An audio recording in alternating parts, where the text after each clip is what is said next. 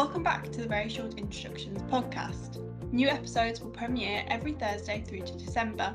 We hope you stick around to listen. From public health to Buddhist ethics, soft matter to classics, and art history to globalisation, we'll showcase a concise and original introduction to a wide range of subjects for wherever your curiosity may take you. So here is today's very short introduction. Hello, my name is Carrie Menkel-Meadow, and I am Distinguished Professor of Law and Political Science at the University of California, Irvine. I am the author of Very Short Introduction to Negotiation. I've been teaching and practicing and studying negotiation and mediation for close to 40 years, and I have taught negotiation and mediation in 25 countries all over the world and domestically here in the United States. We all negotiate all the time with ourselves, in couples and relationships, in communities, in companies and organizations, and in countries. But not all negotiations are the same. I first became interested in negotiation when, as a practicing lawyer, doing civil rights and poverty law cases, I would often win a case. But the winning of a case was very brittle, and there were winners and losers. And when I watched lawyers try to negotiate better solutions in what we call the shadow of the courts, I saw a great opportunity to negotiate for outcomes that were better than what the court would do. Courts have remedial, limited imaginations. They can only do certain things, but negotiators can work to do creative solutions for all the parties that are involved. So rather than winning cases, I became interested in the study of how can we solve problems rather than thinking only about beating the other side. Negotiation is a process by which one must engage with someone else in order to accomplish that which one wants to do. And too often, negotiators are stuck in their own minds and thinking only about what they want to accomplish, instead of thinking about what the other side might want in order to give both sides what they want. We call this trying to achieve joint gain, or the best possible solutions for all parties engaged in a problem, a conflict, or the creation of a new entity or relationship, a treaty, a contract, for example. I prefer to think of negotiation as a process by which, if we are handed some lemons, perhaps, such as in a conflict, instead what we're going to try to do is to create lemonade or a lemon pie out of the lemons that we've been delivered. In order to do that, we have the field of negotiation and conflict resolution, which is now constituted by a variety of other fields: political science, economics, anthropology, psychology, sociology, urban planning, history, and all of the fields that have come to bear on the question of how we can reach good solutions. Another way to think about negotiation is that it is a decision-making process. If I have some exercise today, will I be able to have dessert at the end of the day? That's a decision, and we are negotiating with ourselves. The same is true when we encounter others in diplomatic negotiations internationally, with a colleague at work, or in a lawsuit with the party on the other side. Negotiation, therefore, consists of two very important different components: the science of negotiation, or the analysis of the conceptual models that we use to think about what's at stake in this problem or issue, and who are the other parties that we must engage in, and what are all the issues. And then, and only then, after we've analyzed the problem, do we begin to think about the behaviors that we might possibly use, the process of negotiation, behaviors. So here are 6 important things to think about when we contemplate and study negotiation. First, not all negotiations are the same. Context really matters. We don't negotiate the same way in our personal relationships with those we love, at work, when we're trying to avoid war or negotiate a peace, or when we're engaged in just trying to buy something from our local merchant. Those are different contexts, and they require different approaches. Second, not every negotiation is a negotiation over a scarce resource in which we must necessarily compete with each other.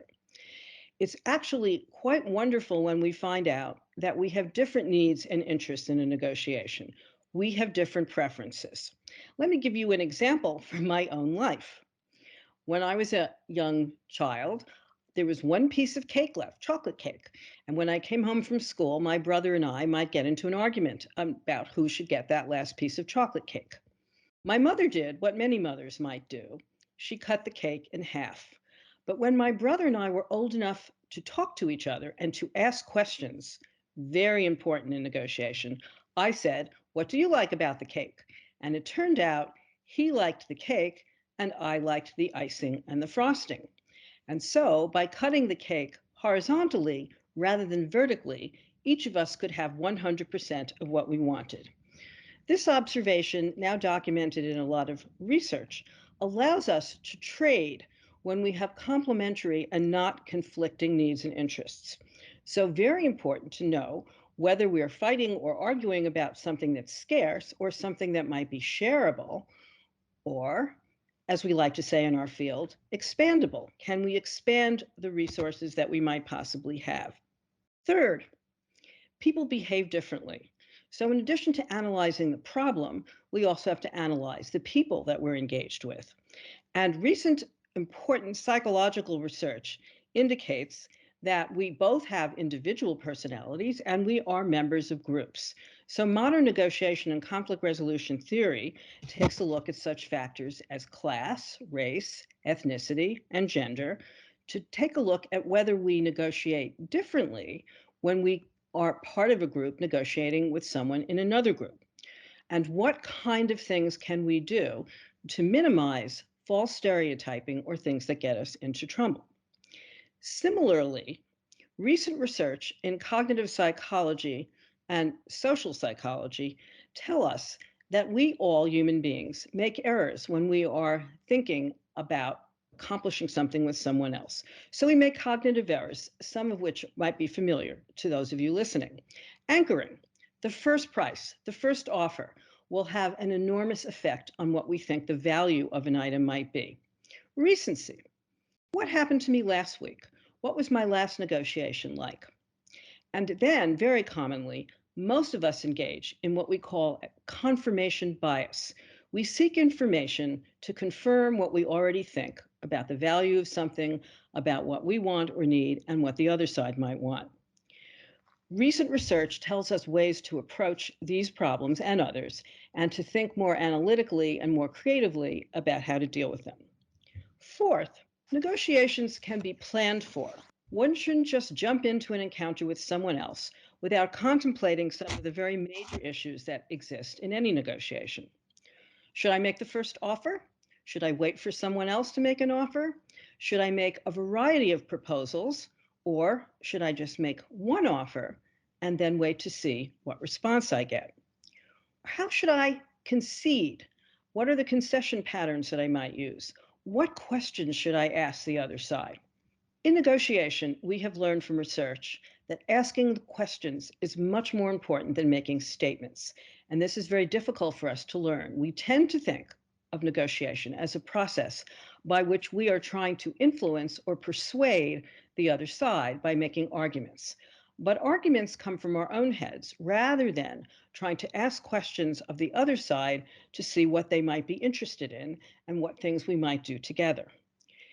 As part of the behavioral choices we have, we'll be wondering whether in a particular negotiation we should engage in cooperation, thinking of the other side, compromising, hopefully not just splitting the difference, which is an easy but lazy way to negotiate, competing when it is important that we win something, or sometimes simply avoiding a difficult situation and returning to it at some other time.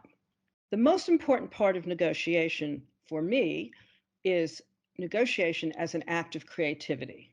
One might think about analyzing negotiation problems outside of one's own disciplinary domain and looking for ways to be creative. Therefore, thinking about brain teasers and creativity and looking at solutions that come from other fields is a very important in negotiation. We also want to think about when we shouldn't negotiate, when someone is either too untrustworthy or evil and we should not engage at all. We must consider the risks and costs of doing so. Also, what are the risks and costs of not engaging at all? Fifth, negotiation involves trustworthiness, ethics, and honesty. How do I know if I can trust the other side? And so I have studied a notion that I called building a trust landmine. How can we know whether the other side is trustworthy? And how can we convince the other side that what we are talking about is trustworthy and can be relied on? Sixth, and very important, and part of the different contexts of negotiation, is the notion that how many parties are engaged, whether it's bilateral, just two parties trading for an item, purchasing something, or multi-party, such as negotiating a treaty in the UN with multiple parties, now over 200 countries in the world. The numbers of parties and the numbers of issues change the kind of negotiation. In a bilateral negotiation, we know we have an agreement if both parties consent, but it's much more complicated when there are many parties. We have issues of coalitions and of people holding out, and we have to decide what voting rule might we use: majority, plurality, supermajority, if we have more than just two parties. These are very important questions that we now analyze empirically and also theoretically by looking at such fields as game theory and decision making. The key point about negotiation is that one should be thoughtful and analyze a negotiation before actually engaging in any particular behavior. Every negotiation presents the possibility of choice. What am I trying to accomplish? What is the other side trying to accomplish? What are the aspects of the negotiation? What's at stake? What is the thing that we're negotiating about? Can we change that? Can we be creative? Can we look to the future as well as consider the present or the past? And most importantly, is there a possibility of maximizing the joint gain for all the parties who are affected by a negotiation? Think about environmental negotiations and the effect on future generations, or the children in a divorce and custody negotiation. Others outside of the negotiation are affected by it. As many wise politicians and statesmen have said, there's never been a bad peace or a good war. I hope that you will become interested in negotiation and will seek out ways to study and learn about how modern research in negotiation and conflict resolution can enhance the way we think about solving problems and making good decisions. I hope you will enjoy studying how to negotiate. Thank you. Thank you for listening to the Very Short Introductions podcast. You can subscribe to our podcast on your favourite app, such as Apple or Spotify, to receive all of our episodes directly in your feed. All of our episodes, new and old, can also be found on SoundCloud and YouTube at Oxford Academic.